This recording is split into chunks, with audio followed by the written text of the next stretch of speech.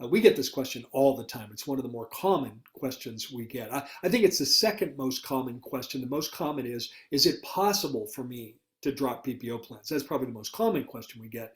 And right behind that is immediately thinking, hey, I do want to grow. I want to have an associate. I want to get that elusive work-life balance. But what about if I'm fee for service and my associate is PPO? Could that work?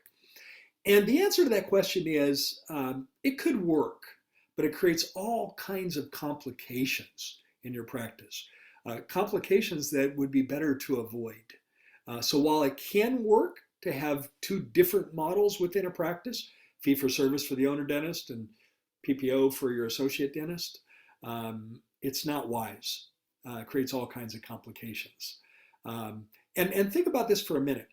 The benefits of going fee for service and reducing your PPO plans are number one, you get to control your fee schedule. So no longer do you let a third party set your fees. That's one of the benefits. The second benefit is the practice becomes a lot more profitable. Why wouldn't you want a more profitable practice?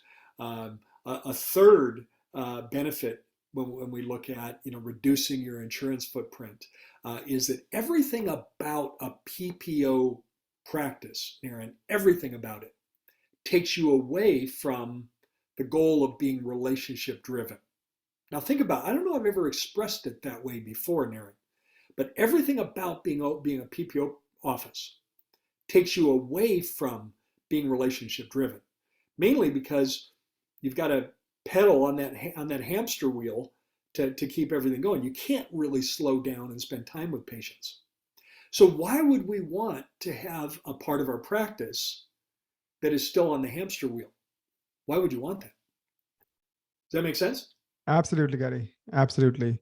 Why would you want to, have There's a few thoughts that just jumped into my head. Like one is the problem with PPO is it's like you own the house, but somebody else controls the keys to all your rooms. It's kind of like you do all the work, you do all the cleaning, but somebody else decides, how you can use the house, when you can use the house, what you can do with it. But here, you take that control back, right? You set your own fees, you decide what services you're going to add or what services you're going to remove, and you spend more time because you want to get to know your patients and provide amazing service. You make it health center. You do all these things, but then why do you want half of your house to be controlled by somebody else and the other half is your real house that you control completely? It doesn't make any sense.